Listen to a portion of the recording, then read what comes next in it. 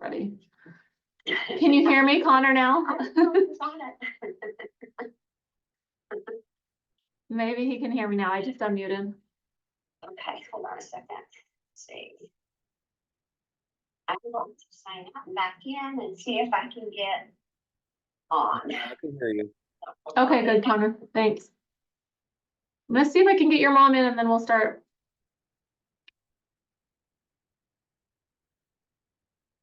I hope other people are joining us. Nobody else has registered, so. Nobody? Mm-mm.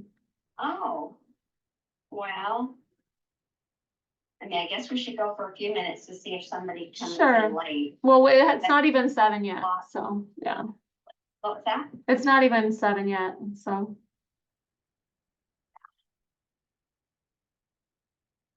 Okay, let's see. Now can you see me? Yep. There we go. Recording in progress. Okay, now we're all on. So I can see you. Okay.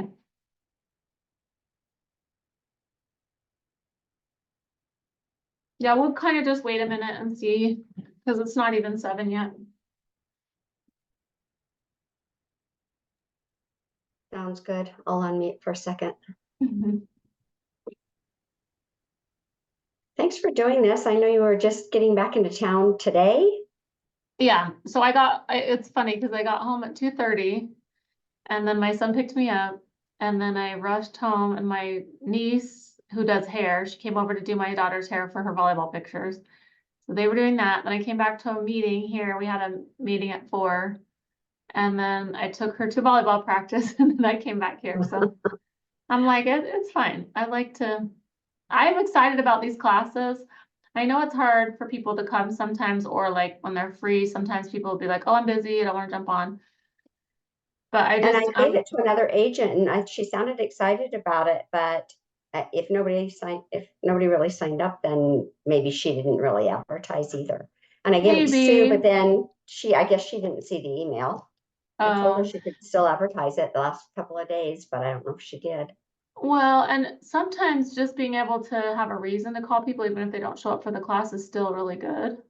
And so I feel like it's still worthwhile to have reached out to people, even if they don't show up for the class. Does that make sense? Yeah, yeah. At least I offered it. We'll see if it gets them thinking. Mm-hmm. Yeah, so I just want people to understand how important it is to own a home. And if you grew up in a house where everybody owned a home, then you know that's important, but some people don't have that luxury.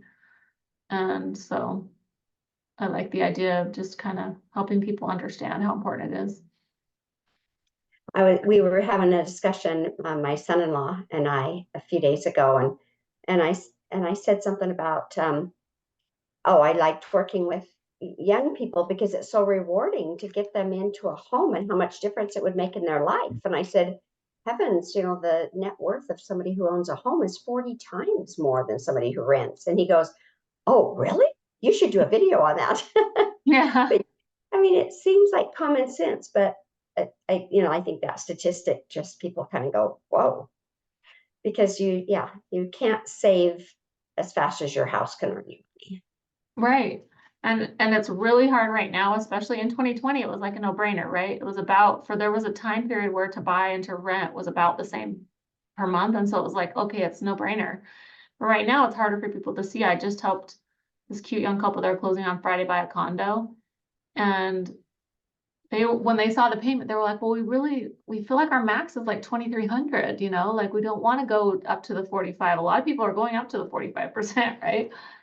But they were like, and I'm like, you're just not gonna be able to find anything. That's gonna be like 280, And so they ended up deciding to go through with it. And I was really proud of them because that was hard to swallow. Like they're gonna have to sacrifice a little bit, some of their luxuries, right? They didn't want to be house poor and they still aren't. They're in like the 30% range, which is still really good right now. Mm-hmm. But it was just cute to watch them because they're like, I just don't want to rent anymore. But it's hard to swallow this $2,700 payment a month. That's a lot, right? Yeah, in a condo. In a condo. Mm-hmm. Yeah. But they could see that they, I can either make myself money or somebody else money, right? Right. And And eventually they'll be able to refinance, and then who knows, it may be a few years, but even if it's 5 years, what the heck? You've got equity and you move to something bigger when you right, outgrow it. So, right. And even if you stay in the same place forever, you eventually pay it off, yeah. right? And so some of these people who are retired, we had two couples, I think I've told everybody, I'm like, we had two couples come in last year, they were retired and being priced out of the rental market. They had a fixed income and they can't afford rent, right? Because rent just keeps going up and up.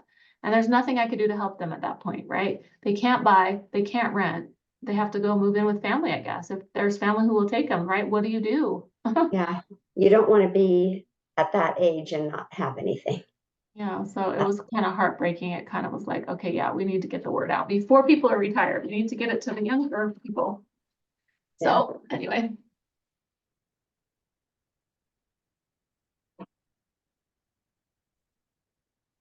Connor, tell me how, like, what stage you're at. Have I met you before? I can't see you, so I don't know. I just turned on my camera. Let's see if this, it might not do it. I Let's see don't here. I don't know if you have met Connor. Connor, have you ever come to my booth at the fall festival when Eden was there with me? I have not. This is probably good for me to be here and listen to you guys talking about how important it is to like buy a home. And I loved my mom's comment about like the net worth that really like opened my eyes.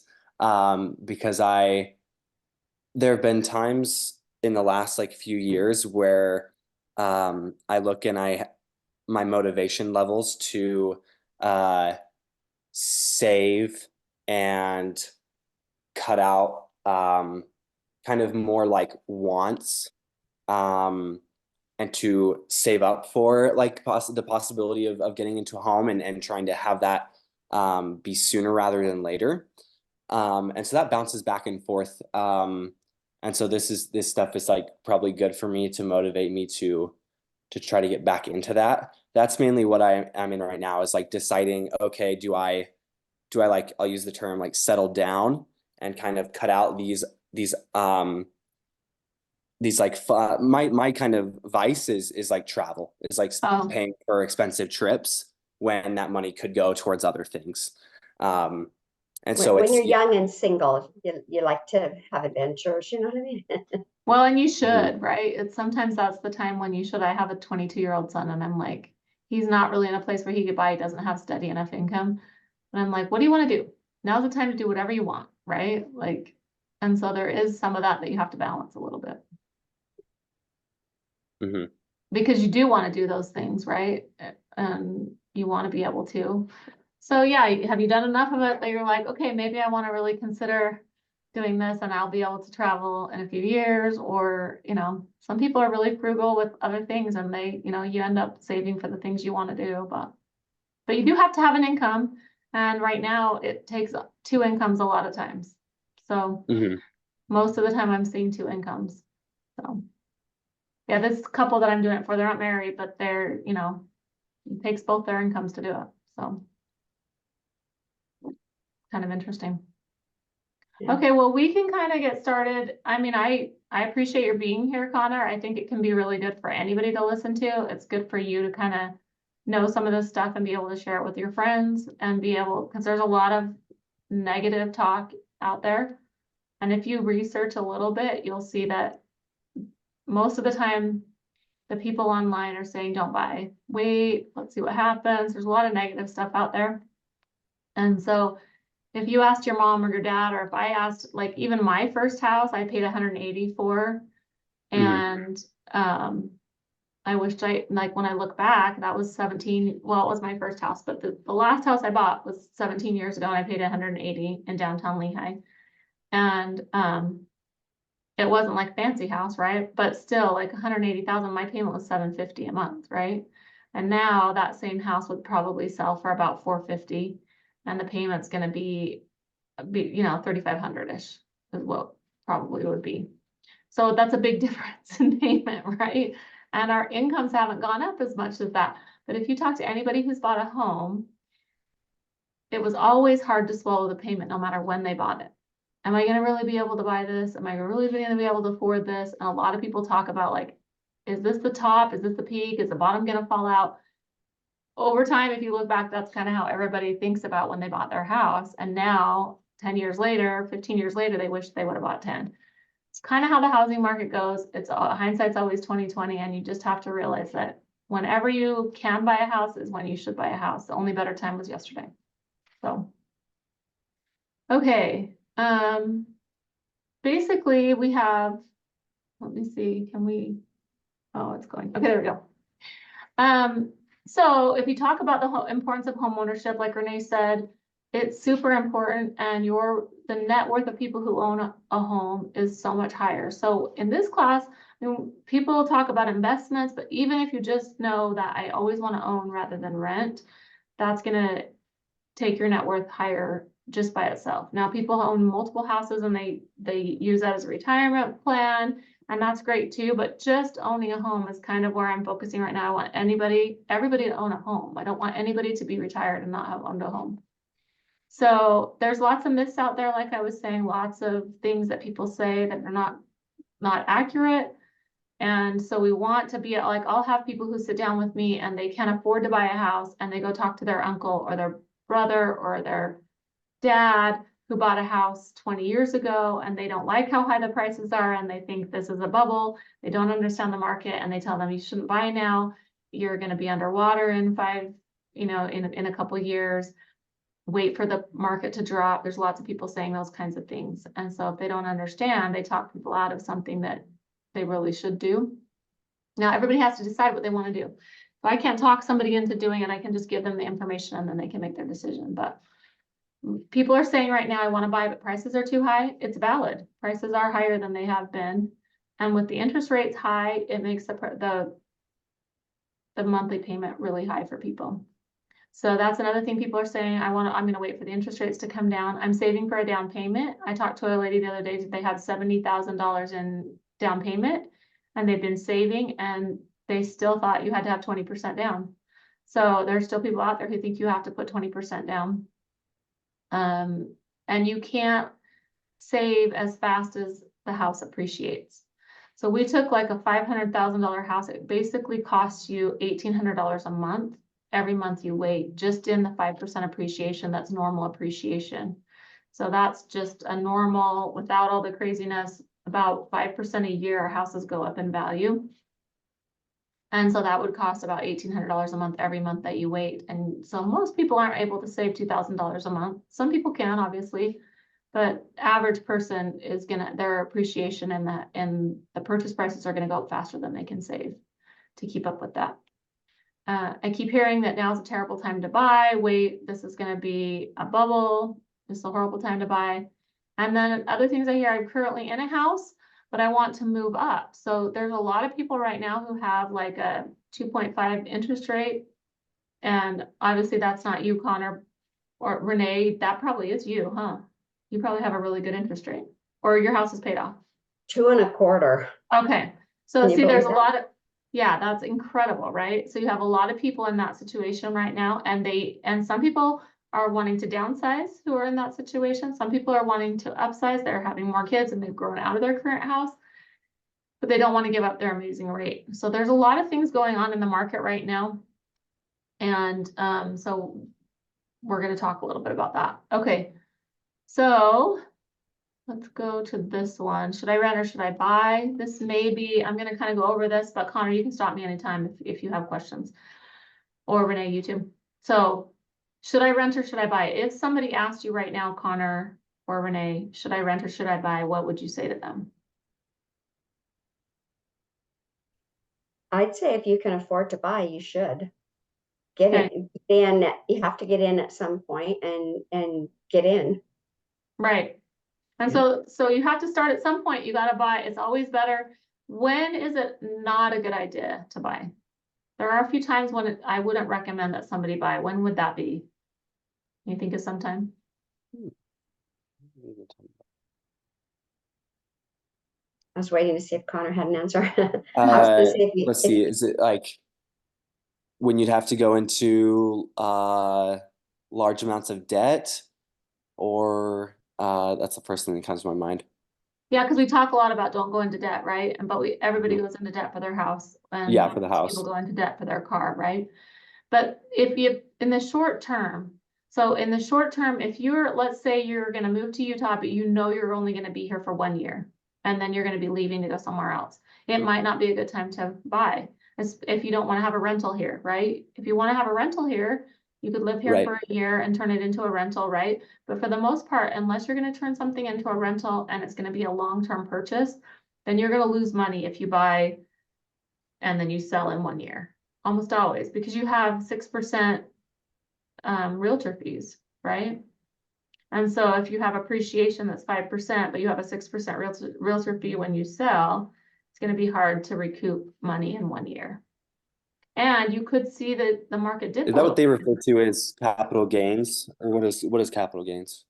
Oh, so if you have to live in it for 2 years if you're gonna make money and not pay capital gains. 2 out of the last 5 years. So but in that case, if you have that, the realtor fees are gonna count, so you're not gonna make any money. So you don't have to worry about capital gains at that point if you're not making any money. So it's only if you made some money, and like in 2020, people did buy in 19 and sell in 2020 and make $100,000, right? That's very, very rare, and you can't time the market that way. And so most of the time, it's a long-term.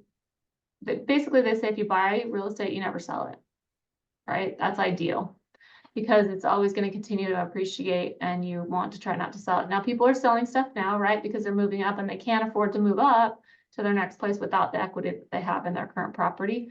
So people still do that, but if you can keep it long term, and we're going to talk a little bit about just if you look at this next slide, it's a pretty impressive slide as far as like the idea that it's always better in the long run to buy rather than rent. So this is an actual scenario that was in the newspaper, but basically a family in 2010, they bought in Draper, Utah. And so one family decided to buy, one family decided to rent, and then they looked at what happened over time. Okay. So in 2010, they have a mortgage of $375,000. The other person's renting, right? So $2,155 is the payment on this mortgage. They have zero equity, and they're renting at $1,200 a month. So they're paying almost $1,000 more in payment on a house that they bought than rent. Now, this is higher right now, right?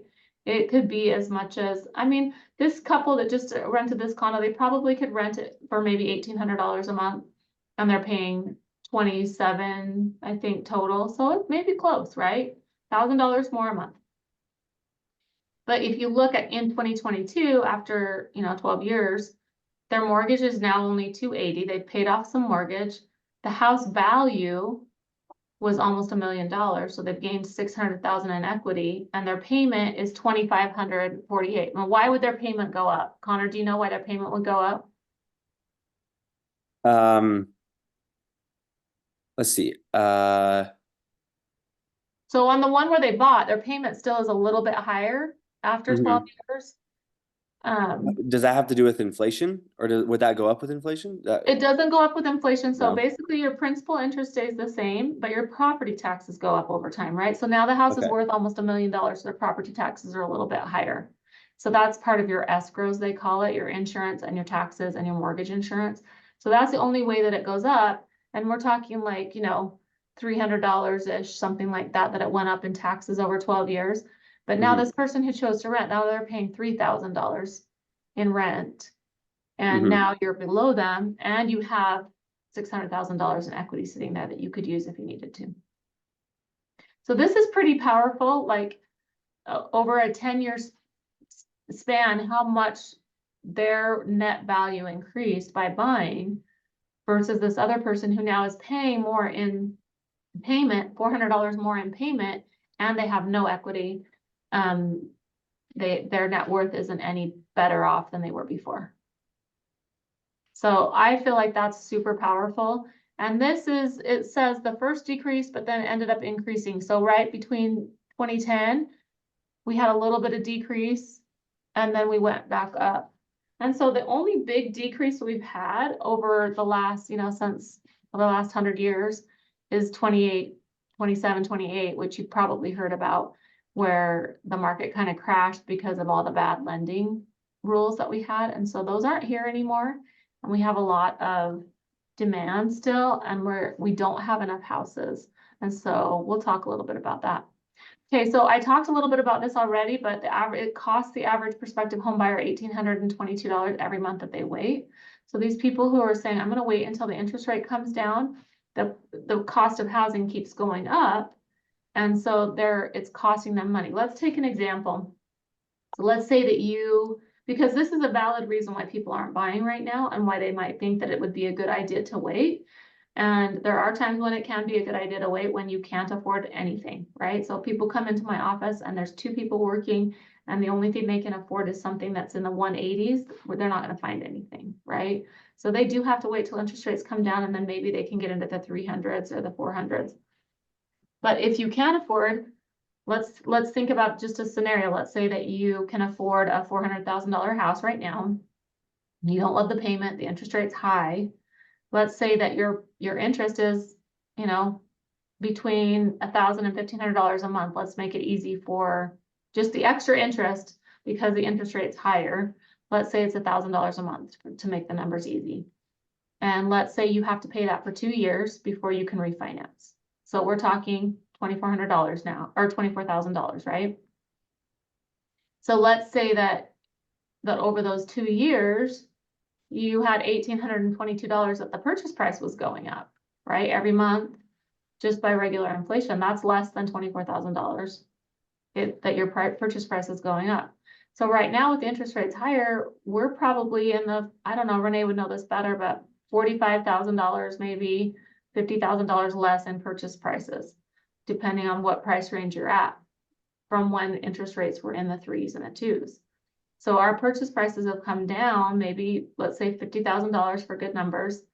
And when the interest rates come down again, then the purchase prices are going to go back up because there's going to be more demand and more people in the market, and people are willing to pay more because they can afford more.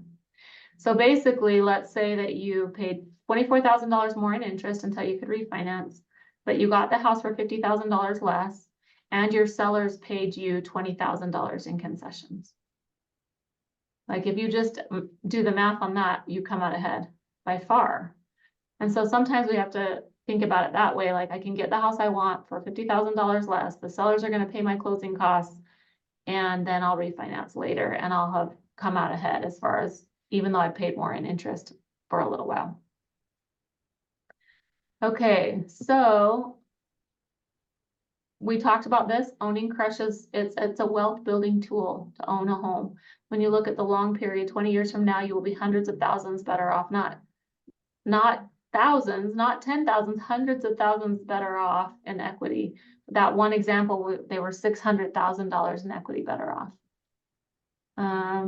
We talked about short run. It's not necessarily better to buy. You have to really look at that and decide if you're going to keep the property. Someone just looking at both of these, renting would appear to be better. We talked about that, but in the long run, we showed how much better off you are to buy than to rent in the long run. Renting is to finances like cake and ice cream are to health. I really like that idea of thinking about it. Renting is to finances like cake and ice cream are to health. So renting, continuing to rent has a very negative effect on your overall financial well-being. The only time you want to rent is when you cannot buy, period. Okay, saving for a down payment.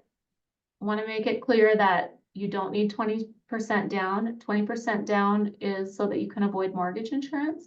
If you have really good credit and high credit, you're not going to pay very much mortgage insurance, and a lot of times waiting to purchase costs you more money than it would to pay a little bit of mortgage insurance.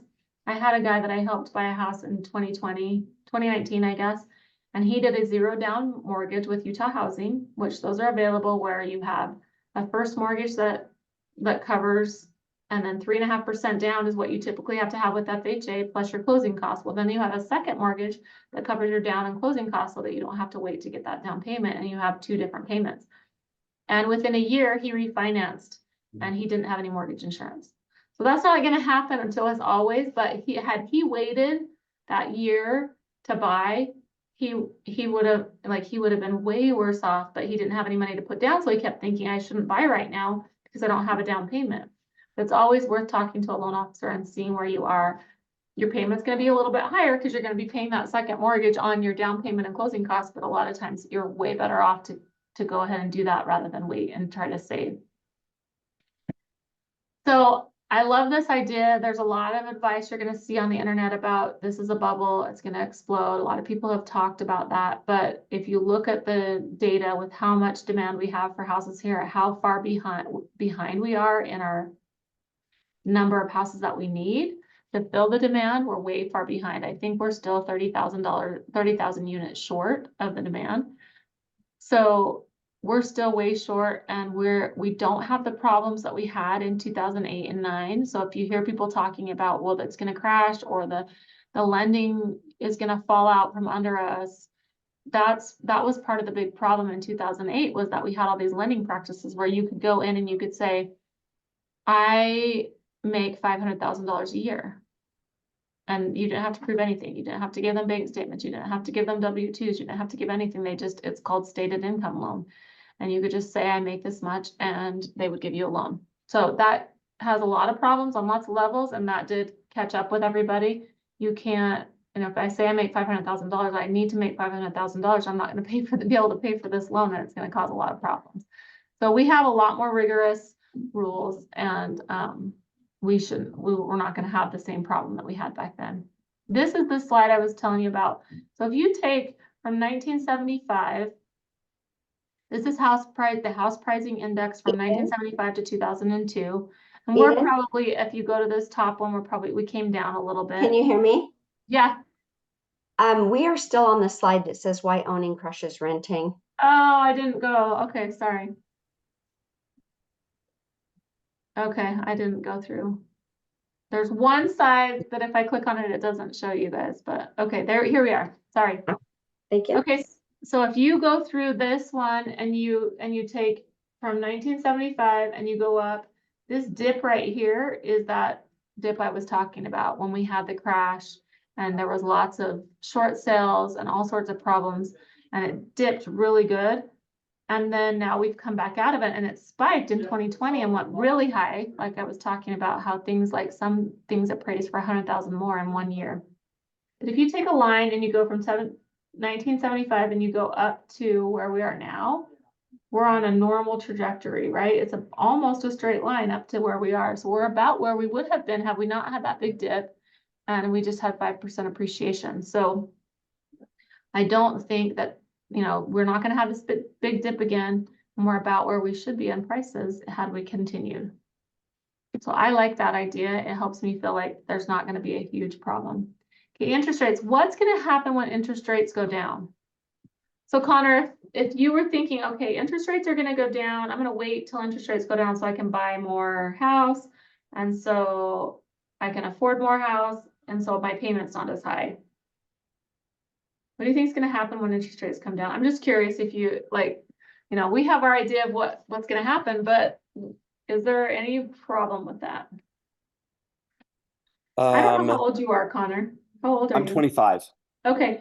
So in 2020, when the market was super crazy, did you hear about what was going on then? Like with people making offers, like were any of your friends in there making offers or anything like that? Not really. But I imagine like when interest rates were to go down, like you'd have a lot more people trying to buy, so you'd have to beat out a lot more people. Right. Mm-hmm. Yeah, that's a problem, because if you're trying to offer on a house and 10 other people are offering on the same house, it's going to be a lot harder for you to get under contract, right? Mm-hmm. And if 10 other people are offering a seller on a house, what's going to happen with sellers?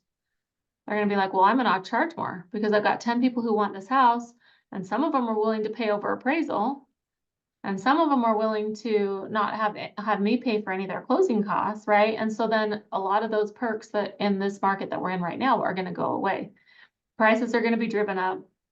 There's gonna be more people. They're gonna start to do stuff like I'll pay over appraisal, or I'll waive my due diligence, or my earnest money can go hard right upon acceptance. Anything they can do to be the one that they pick. And then the sellers aren't gonna have to give any money, and they're still gonna be able to sell their houses. And so that's more of a seller's market. And typically when interest rates are lower, we move over into a seller's market more. And so that's what we are predicting will happen when interest rates go down. We're gonna have all these people who couldn't afford to be in the market jump back in, and people are gonna end up paying more for the same house. Okay. Why is now a good time to buy? The absolute best time to buy is when you're able. We talked about that. So you just want to know that, you know, nobody can tell you you should or shouldn't be doing anything, but the absolute best time to buy is when you can and when you want to. And sometimes it's not the best time for you, and sometimes you don't want to be tied down to a payment, and sometimes you want to be able to do what you want, and that's okay. But knowing that the best time to buy is when you're able, there's not a better time. So waiting for something else isn't necessarily a good thing, even for a down payment. When prices are lower right now, like we said, seller concessions, meaning the sellers are paying closing costs, 2-1 buy downs and permanent buy downs. So 2-1 buy downs go away when there's no seller concessions, because the 2-1 buy down a seller has to pay for. And I don't know if you know what that is, Connor, but when you, right now with payments so high, then let's say a seller is willing to pay $10,000, then you can use that, and it sits in an escrow account. And for the first year, it's as if, let's say 7% is your interest rate. For the first year, it's as if your interest rate is 2 points lower. That's why they call it a 2-1. 2 points lower at 5%. So you pay a payment as if it was at 5%, and the seller's money sits here and pulls in and pays that difference in interest for that first year. And then the second year, it's a 1% lower. So 7% was your interest rate. The second year, it's 6%, and it's as if it's a 6%, and you pay that payment, and the seller's money sits there and covers the difference in interest. So that's one thing that we have right now that will go away later, and it can help a lot of people. There's a few couples that have done that, and it's worked out really good for them because they know they're going to get a raise in a couple years. And so let's start out with our payment a little bit lower, knowing that hopefully we'll be able to refinance before the 3 years is up. But if we don't, we're back up to that same payment, and we'll hopefully have a raise by then. So that can be super helpful with the payment right now. First time home buyer assistance, there's a $20,000 assistance. It's not a grant, but $20,000 assistance if you buy a new build under $450,000. And so that's something to keep in mind. And you keep all your contract protections. That's a big thing. Like I was saying, if you say my earnest money goes hard upon acceptance, you're out that earnest money no matter what. And people were doing that a lot in 2020, and a lot of people lost a lot of money doing that. But they're desperate to be under contract and to stand out. You can negotiate with the seller on the price right now, whereas that isn't always the case in a different kind of market. Sometimes you just have to get what you just take whatever they're asking, right? And then some, and pay over appraisal and all sorts of stuff. So, okay, so here's 8 questions to ask yourself to know if you're ready to buy. This is a really good thing to think about. What's my financial readiness? Assess your financial situation. How much debt do I have? What's my credit score? Do I have a car payment? That's one thing that I really want to get the message out to people. Wait to buy your fancy car till after you get your house. And I know it's super hard. Everybody wants to have a cool car, and I get it. But you won't believe how many people come to me and could afford to buy $200,000 more in house if they didn't have their car. So having a car that's paid off is super important. Get your house and then buy your fancy car. A lot of people have these big truck payments right now. I had a guy come to me he made $3,000 a month, and his truck payment was $1,800. And so I'm like, yeah, you can't buy anything. You gotta sell that truck, right? So he was living with family and bought a truck that was way more than half his income even. I'm like, that's the house payment you can afford. So there's a lot of big $1,200 truck payments. Cars are really expensive. The payments are expensive. So if you think about every $50 of car payment or debt that you have costs you about $12,000 in buying power. So if you have $1,000 car payment, it's gonna cost you $200,000 in buying power or over that. So it can make a big difference in what you can afford. How much will I have for a down payment? That's a good thing to think about. If you have enough for 3%, but not for closing costs, then you're gonna have to ask the sellers for something. Or you could get a second mortgage for that if the sellers aren't paying anything. What's my maximum monthly mortgage payment? A lot of people come to me and they'll say, well, tell me what I can afford. So I think it's a good idea to think about, what do you want to afford, right? Because what you can afford and what you want to afford are two different things. And right now people are maxing out what they can afford just to be able to get into a house. But what you can afford is 45% of your gross monthly income. Your house payment can't be more than 45%. But if you think about that's before taxes, that's not 45% of your net. That's half of your gross almost. So figure out what mortgage payment do you want, but then don't be super tied to that. If, like this one couple, we only want to afford $2,300 and they ended up going to 26 just to be able to get into something that they were willing to live in. So, but if you have a max, you can't go above that, then that limits people sometimes, which is okay to have a budget. What type of home do I need? Is there something you need? Some people come to me and they're like, I have 3 dogs. I can't live in a townhome or a condo. Or I have, I don't want to live in a condo. I don't want to live in an apartment type place. I want either a townhome or a single family home. So think about, what do you need? How many bedrooms do you need? How many bathrooms do you need? A lot of people who are younger, if they get into this market sooner, they rent out some of their rooms. So like, let's say you buy a 3-bedroom house and you can afford it, you rent out the other 2 rooms, you're single, it helps pay the payment, and there's lots of people who need to rent. Okay, let's see. Where do I want to live? That's a good thing to think about. Am I going to be close to my job? Can I afford to live close to my job? How long will I stay in this home? That's a good thing to think about too. To avoid capital gains, like Connor you were asking, you need to live in it 2 out of the last 5 years. And then you can avoid any capital gains. And typically to be able to rent it out, you need to live in it for 1 year. So you're going to sign a paper that says I plan on living it for 1 year. And sometimes that doesn't work out. I had a girl who bought a house and never moved into it. And she came back to me, she said, I'm ready to buy my house now. And I'm like, where do you live? And she's like, I still live in my apartment. I never moved into the house I bought. And this was less than a year ago. And I'm like, wait a minute, like, I don't know if we can do this. But I started talking to her and she said, well, we went to move in, and there was these huge dogs that we never saw, and they scared my dogs, and they were like coming through the fence, and I was scared. So I wasn't sure I wanted to live there. And then my mom came over and she slipped and broke her leg while we were moving in. And then my aunt came over and she slipped and broke her arm. And she's like, I just decided I want to live there. And so we had to write a letter, but she's closing on her other house now. And so the intent is that you're going to live there a year, and you don't want to, that's what you're supposed to do to be able to rent it out. So, but there are times when people get another job and move, and that's okay. Okay, what are the potential resale value and investment prospects?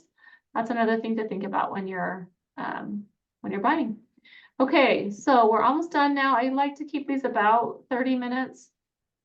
Talk to a lender first, get pre-approved, find out where you are, because sometimes people don't even realize that they could buy. They just think that it would be too expensive. And so talking to a lender, getting an idea, if you can't buy now, figure out what you need to do to be able to buy. And that can be super helpful in figuring out when you're ready to buy. Okay, make sure you're working with a good real estate agent, good communication, good negotiation skills. Renee's awesome. Connor, you're lucky. Your mom is a real estate agent, so you always will be taken care of, and you won't have to worry about any of that. So that's cool. Okay, this is a good thing to know, just real quick. If you make $20 an hour, you at a 6.5 interest rate, and you have no debt, so no car payments, no credit card payments, you can buy in the 200s. It's a really good, just basic minimum thing. If you make $20 an hour, you can buy in the 200s, 30, 300s. It was kind of fun to figure this out. 40 in the 400s and 50 in the 500s.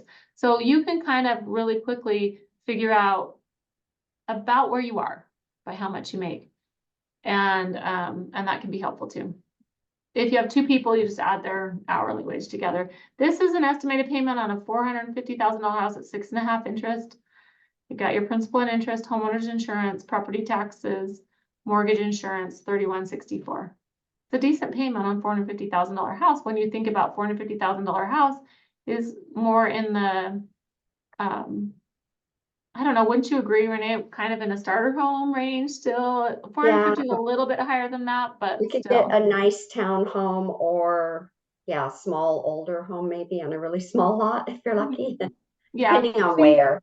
I guess. Yeah, and so you just can't compare your payments right now to your parents' payments when they bought a house. It just is just comparing apples and oranges, and the only thing we can do is be sad we didn't buy sooner, but some of us weren't even alive sooner, so, right? Like, anyway. Okay. I don't need to really tell you my story except for I mean, I got divorced and had to kind of figure out, I tore my house down and built a new house, and probably people think that that wasn't the smartest thing to do. But one of the things I like to tell people is do what you want to do. So sometimes we talk about what's the best thing to do. Well, I don't want to afford this. I mean, you have to be able to afford things. But I also tell people do what you want to do. If you want to move to a new house, move to a new house. You'll pay a little bit more in interest, but you'll refinance. If you want to travel, travel. If you want to buy a house, buy a house. But, you know, be smart about things, but do what you want to do. Everybody told me that it was stupid to build a new house, that it was going to cost too much money. But every day I go home, I have to make my payment now, right? And I about throw up every time I make my payment. But every day when I go home, I'm super happy that I have my house. So try to do what things make you happy, and knowledge is power. So find out what you can do. And when I look back, like I sold a house that I shouldn't have sold, right? It would have been a really good rental. Why didn't I just move out of it and rent it out, right? But nobody talked to me about that. I grew up in a house where you should always buy a house, but I didn't grow up in a house where anybody wanted to own rentals. Nobody talked about that. So some of it's just knowledge, just understanding what you can do, and talking to people who have done it before or people who know is super important. Okay, bonus tips. If you're tight on finances, rent out a basement or rooms. We talked about that. Find a way to make it work. Co-signer. Don't give up till you buy a house. So I had one client who he could only afford 200,000. I think it was 215. And he made $20 an hour. This is recent. This was just last year. Made $20 an hour. He ended up buying pretty far south, but he sold his car so that he could buy a house, because that was the only way he could buy a house. So, and I'm still impressed to this day, because he just kept calling, he kept looking at properties, he kept trying to figure out a way, and he ended up selling his car. This is a long-term game, so 10 years from now, if you follow my advice, you'll be super happy. And but it's a long-term thing, and you kind of have to take a leap of faith. Okay. So we do talk about, Connor, if you have somebody you want to give a card to, I will give a $25 Amazon card to you if you have somebody else who wants to take my class, and we can figure out a class. But just share the word that it's important to buy. Talk to your friends and family, you know, keep helping to spread the word that it's a good time to buy, and help others too. I just love the idea of us all helping each other, instead of, you know, the way that the world seems to work, where we're just trying to step on people. We don't have to do that, right? We can all help each other and be more successful. So, any questions that you have? No, this was just like all super good. I have when you talked about people with the expensive car payments, and how that is like totally hindering them with like what they could afford. That really resonated with me, because I have a friend who has like a Porsche, and then a friend with a BMW, and I'm like, wow, if you are making the money that you could pay for that, why have you not gotten a home yet? Like, that is crazy. And so yes, this is such good information that people need to know about. And yeah, so that Thanks. really Yeah, resonated. it's hard to have everything, right? So sometimes you feel like, well, I can't own a house, but I'm gonna get a nice car, but it's kind of a backwards thinking, so. Absolutely. Eden, since you're Yeah. recording this, where can it be found? Is it going to be on the web anywhere, or? I can put it on my YouTube channel and share a link Okay. with you. Okay, that'd be great. Yeah, I think that'd be good, because then people can kind of, I've done that before, and then people can kind of go on and watch it and then ask any questions. That'd be good. Okay. Yep, I'll do that. Okay. Anything Thank else? you. Thank Okay, you, call me Eden. if you need me. Thank you Have so a good much, night. Eden. You're welcome. Okay, talk to you soon. Bye-bye. Bye.